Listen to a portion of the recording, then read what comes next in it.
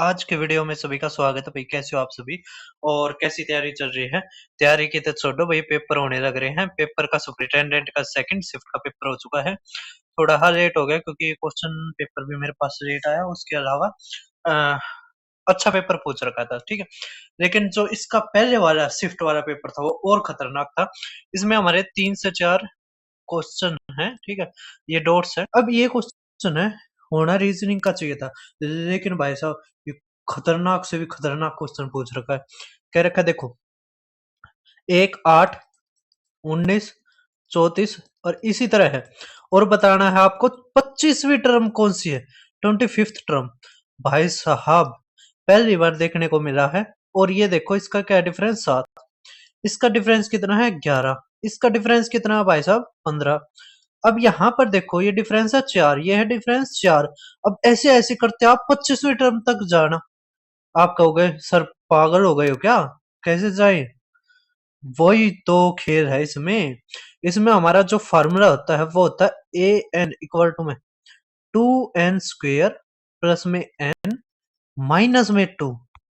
ये फार्मूला याद रखना और आगे से जो भी सीबीएसई पेपर करवाए आपको बिल्कुल भी नहीं बोलना, ठीक है। और मैं ये अपने उसमें ऐड कर लूंगा, ठीक है। समझ आ रहा है? अब यहां से देखिए आप, तो फार्मूला तो n क्या आएगा, 25। ए की पावर 25 निकालना ना, 25 टर्म निकालनी है तो ए 25।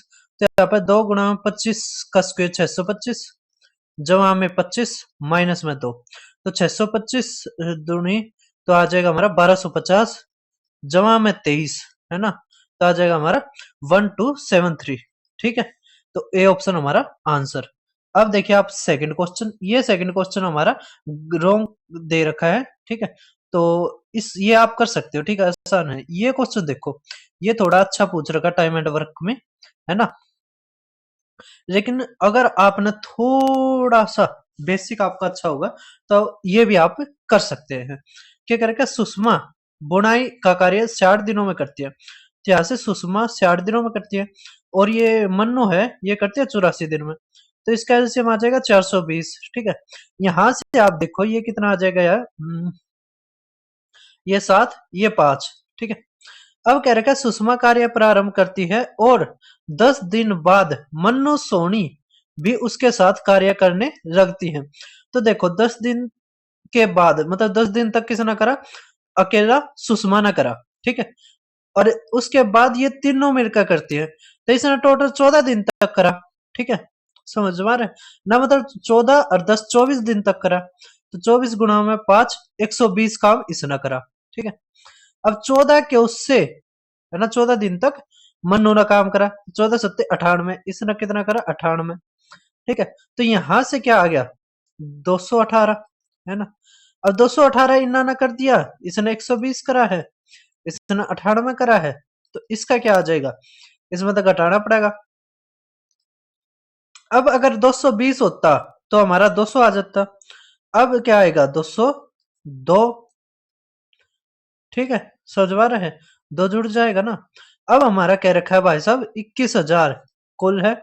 तो कार्य के अनुपात में सोनी का हिस्सा मतलब 202 निकालना है। तो 202 अपॉन में 8 और 2 10, है ना, 1। तो आ जाएगा ये 10, है ना। 10 और 2 12, 1।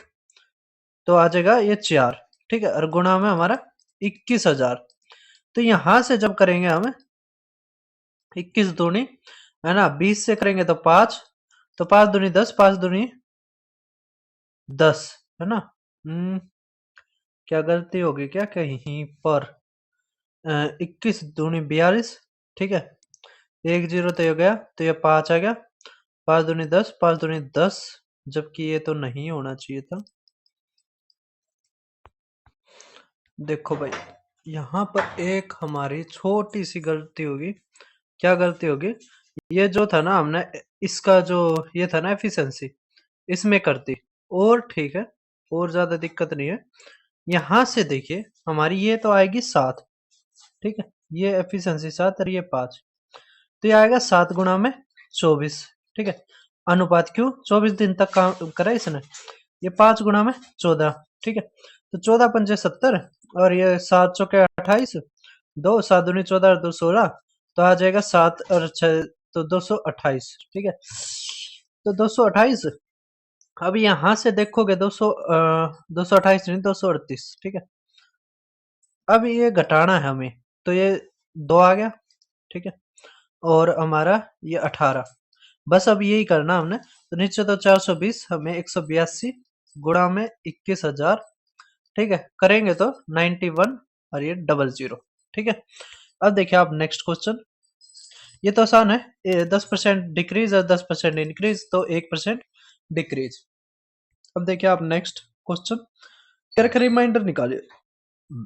बहुत ही खतरनाक क्वेश्चन पूछ रखा है भाई साहब, पहली बार ऐसा अच्छा क्वेश्चन पूछा गया है। क्या 37 की पावर 42 इंटू में 67 की पावर 123 और बटे में 10। हमें शेष बताना है। क्या बताना है? रिमाइंडर बताना है।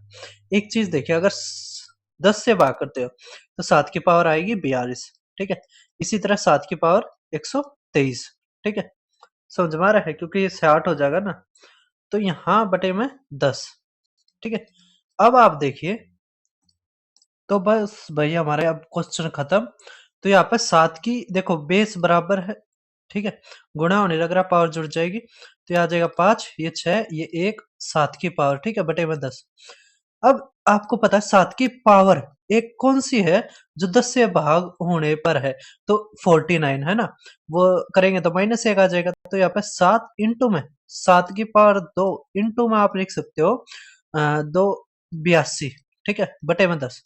अब ये तो 7 रिमाइंडर आ जाएगा, लेकिन यहाँ पे 7 की पावर 2 49, अगर 10 तक भाग करोगे तो -1 की पावर 82 बटे में 10। अब ये देखो, ये क्या हो जाएगा? +1 हो जाएगा। ठीक है, फिर 7 से 7 बटे में 10, तो 7 रिमाइंडर बच जाएगा, 7 हमारा आंसर। तो ऐसे करना और ज्यादा आसान है। ठीक है, अब देखिए नेक्स्ट आप, ये हमारा बोट एंड स्ट्रीम का ये आसान क्वेश्चन है, ज्यादा मुश्किल नहीं है। ठीक है, जैसे x हम मानते हैं स्पीड ऑफ ना स्पीड ऑफ बोट। ठीक है, y हम मानते हैं स्पीड ऑफ स्ट्रीम। तो यहाँ पे y दे रखा है 3।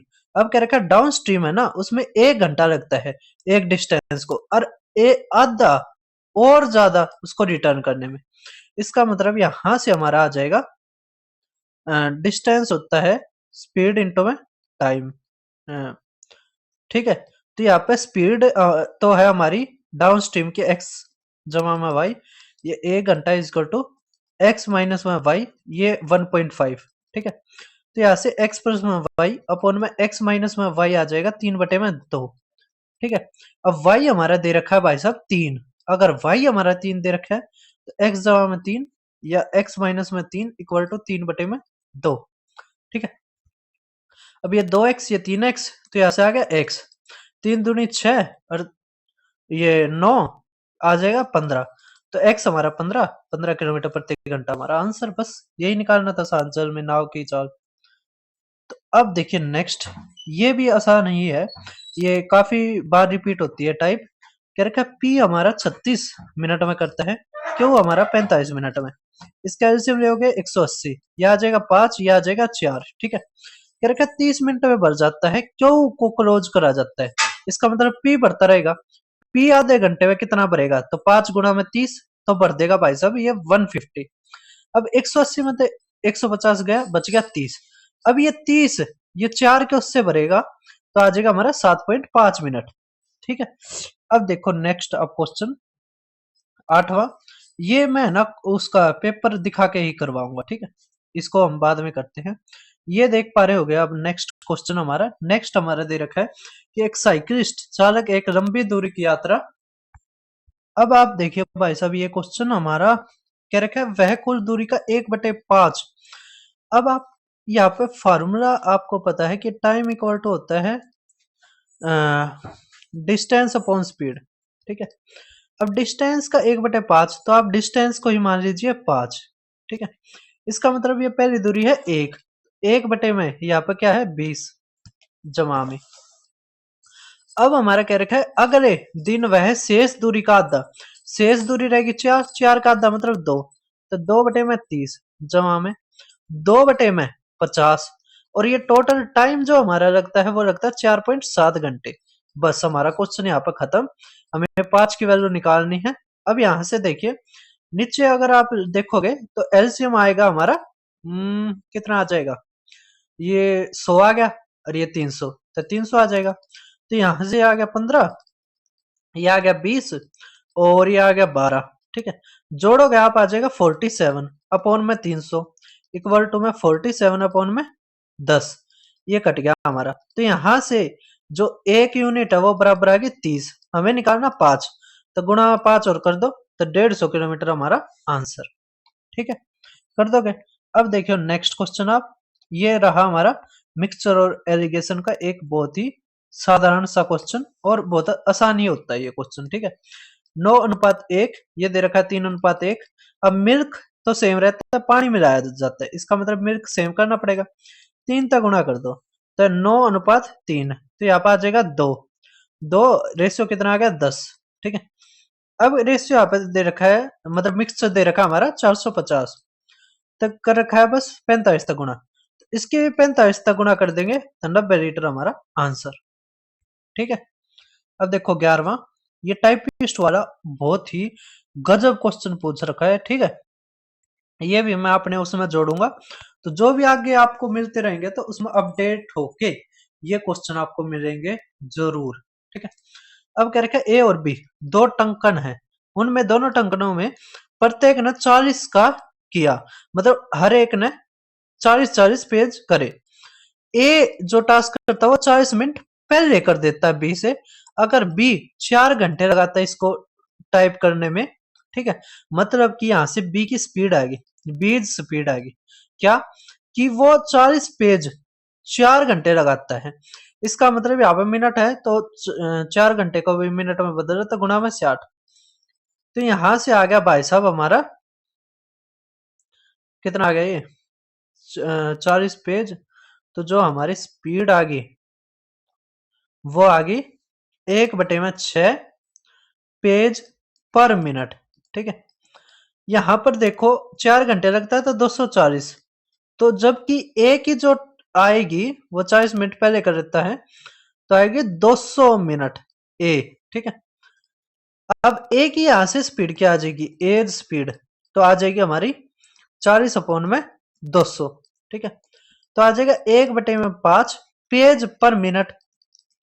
कह रखा नेक्स्ट डे उसको बताया जाता है कि उसको 121 पेज करने, तो कितने टाइप करे डिवाइड करेंगे इसके बीच में ए और बी में कि वो वर्क कर रहे एक साथ, है ना, मतलब कितने कितने पेज करेंगे।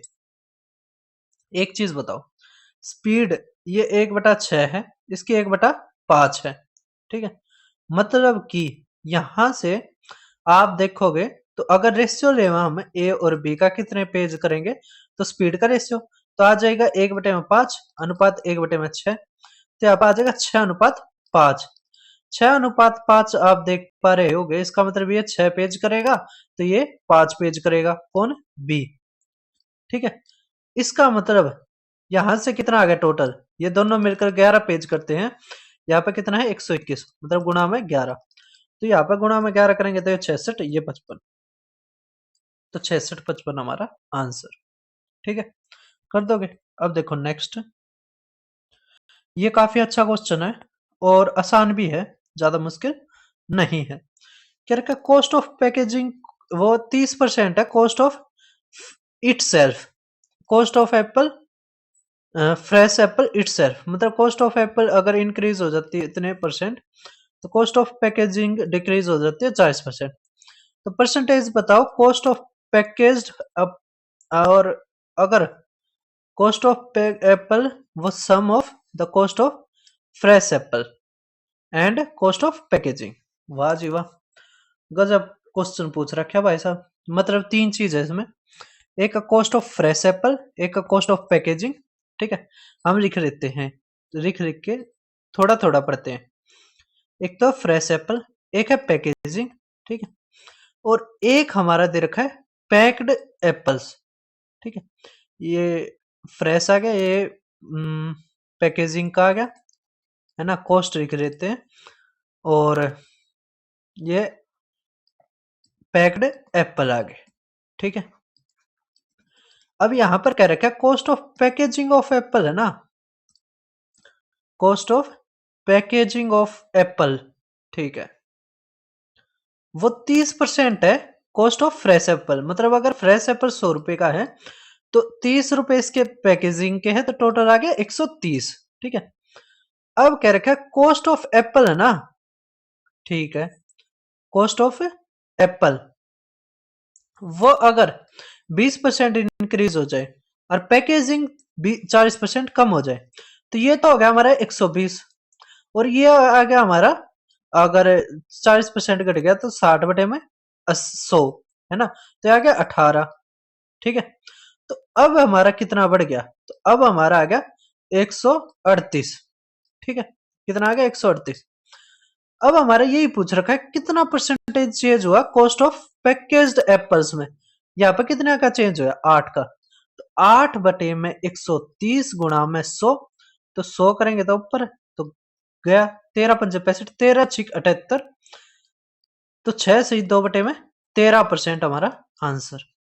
ठीक है, तो आसान क्वेश्चन था अगर तोड़ के आप करो तो। अब देखो नेक्स्ट 13वां, ये अच्छा क्वेश्चन पूछा गया है। ठीक है, क्या रखा है, 2 डिजिट नंबर है, जब उसको 18 से डिवाइड किया जाता है तो 7 रिमाइंडर बचता है। हमने कोई भी नंबर मान लिया n है। ठीक है, 18 से भाग करा तो इसका कोई क्वोशिएंट होगा k, और रिमाइंडर पर उसमें 7। जब सेम नंबर को 12 से डिवाइड किया जाता है तो रिमाइंडर आता है n। वाह जी वाह, ये भी अच्छी बात है। हमें नंबर n ना मान के आप नंबर मानो ए मान लो, ए नंबर है। तो क्या पॉसिबल वैल्यू बताओ n की। अगर इसको हम 12 से भाग करते हैं तो मतलब कि यहाँ पे बस इसको 12 से भाग करना है।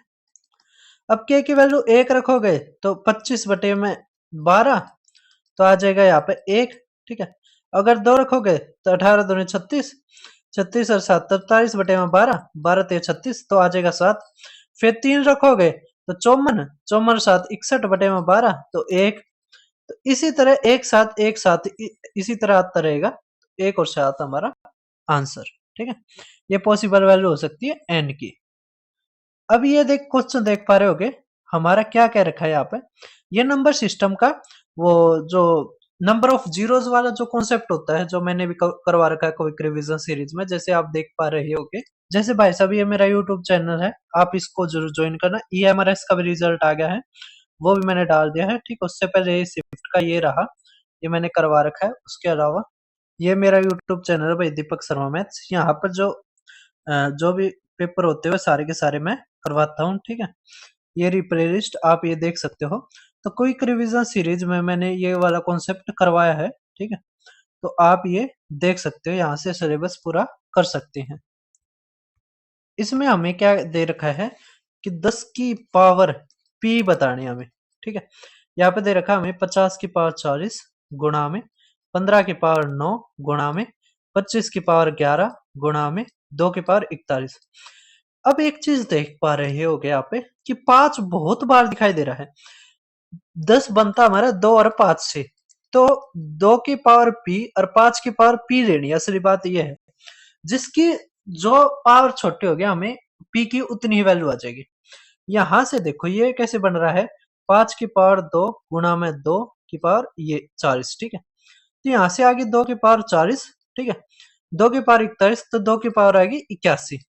ये देखो 5 तो बहुत बार आ रहे हैं। ठीक है, ये 22 हो गया, ये 9 हो गया, और ये 80 हो गया।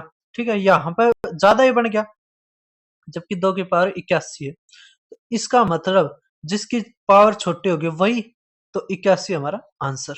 ठीक है, समझ में आ रहा है। अब देखो मतलब 10 2 और 5 से ही बनता है, अकेला वो कुछ नहीं कर सकता। अब हमारा क्या रखे, ए और बी दो संख्याएं हैं जिसका योगफल 75 है। ठीक है भाई साहब, हमें एचसीएफ दे दिया, एलसीएम दे दिया, तो 5 गुणा 75 इज इक्वल टू ए और बी, ए गुणा में बी।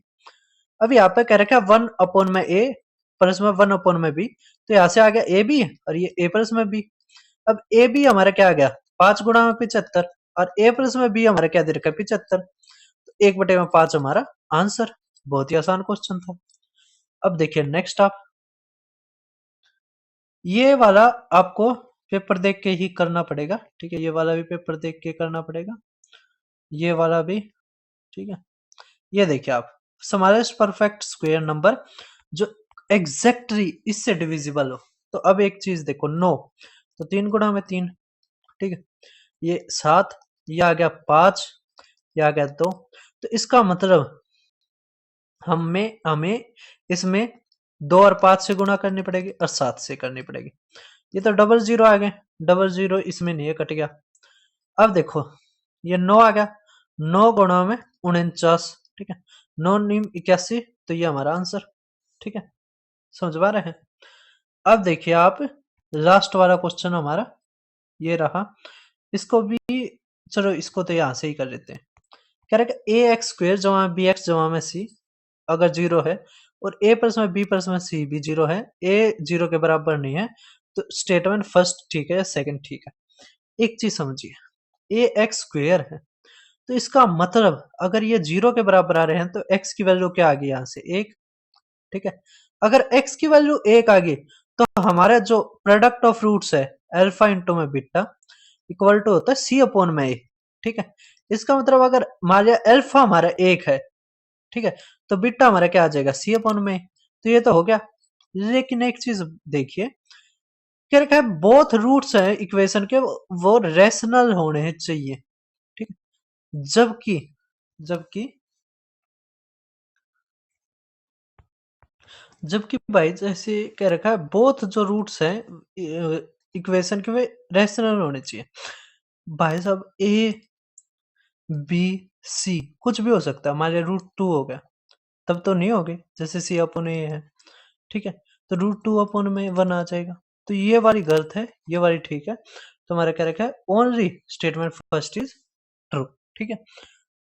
अब आप देखिए फर्स्ट क्वेश्चन, मतलब जो रह गया था हमारा, क्या रखा है सेविंग ऑफ अनदर पर्सन, जो सी है वो वाई बैंक में वो इतनी ज्यादा, सी वाई बैंक में वो 2500 ज्यादा है बी के जेड वाले से, तो इससे अगर ये आ जाएगा 16 तो ये आ गया 18,000, ठीक है।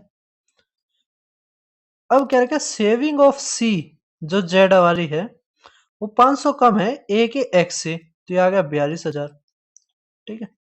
हमारा क्या रखा है एवरेज लेना बस, एवरेज ले लीजिए आप, ठीक है। क्या आ जाएगा 60 60 का 30,000, ठीक है। अब देखिए आप नेक्स्ट हमारा question, then the average saving of C in X and Y bank is, देखो अगर क्वेश्चन थोड़ा सा ध्यान दो ना तो वैसे हो नहीं रहा है, ये कैसे नहीं हो रहा है, क्योंकि हमारा जो ये बता रखा है ना जेड के अनुसार बता रखे हैं ना कि एक्स के अनुसार, ठीक है। लेकिन चलो इसका आंसर दे रखा है तो हमने लगा दिया, ठीक है। अलग अलग बैंकों में दो व्यक्तियों की अलग अलग बचत है, चलो ठीक है।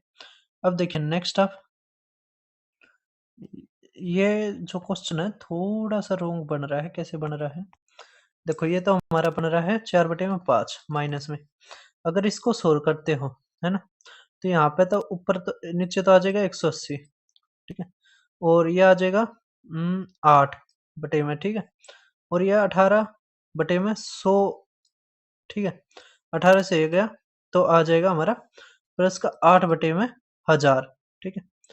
तो यहाँ पर आ जाएगा हमारा, अगर ये 0.8 है प्लस में 0.008, ठीक है, तो ये बन गया। नहीं भाई क्वेश्चन ठीक है, ठीक है, इसका मतलब जहां पे मैंने करा था उसी में रॉन्ग था, क्वेश्चन ठीक है, आंसर हमारा आ गया, ठीक है।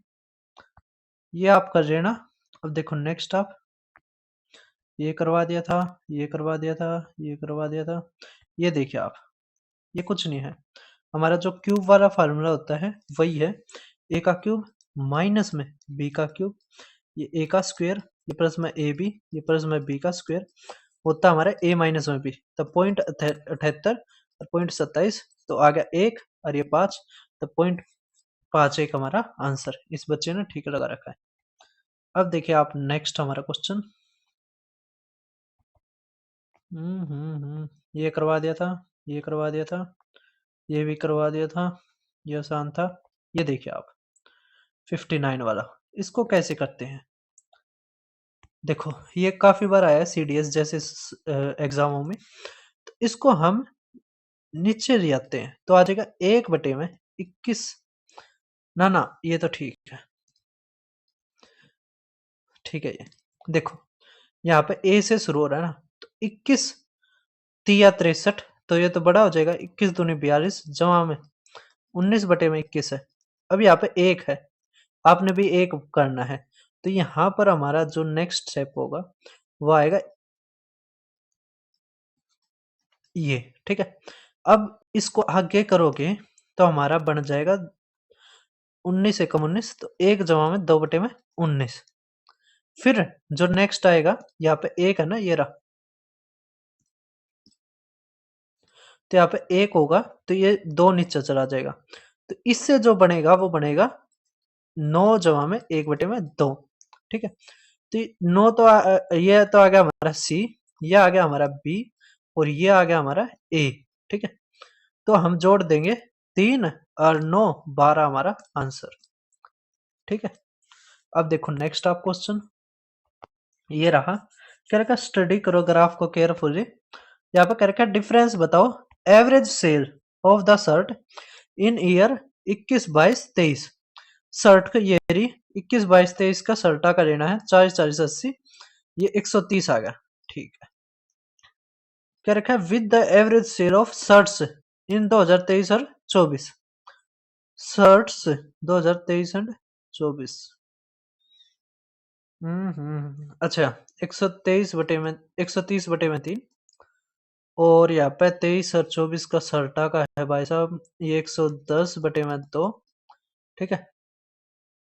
तो आ गया 260 और ये आ गया 330, डिफरेंस ही लेना था मैं, बटे में 6, तो 70/6, तो 6 एकम 6, 6 एकम 6, और ये 2/3, तो 11 सही 2/3 हमारा आंसर, ठीक है। अब देखो आप नेक्स्ट क्वेश्चन हमारा, अच्छा यही था हमारा लास्ट क्वेश्चन, ठीक है। हमारे पेपर हो गया खत्म, तो मुझे काफी मजा आया। आपको कैसा लगा सॉल्यूशन? अगर आपको कुछ सुझाव देना वो दे सकते हैं, अगर आपको अच्छा लगा है तो वो। और थैंक यू आपका वीडियो यहाँ तक देखने के लिए।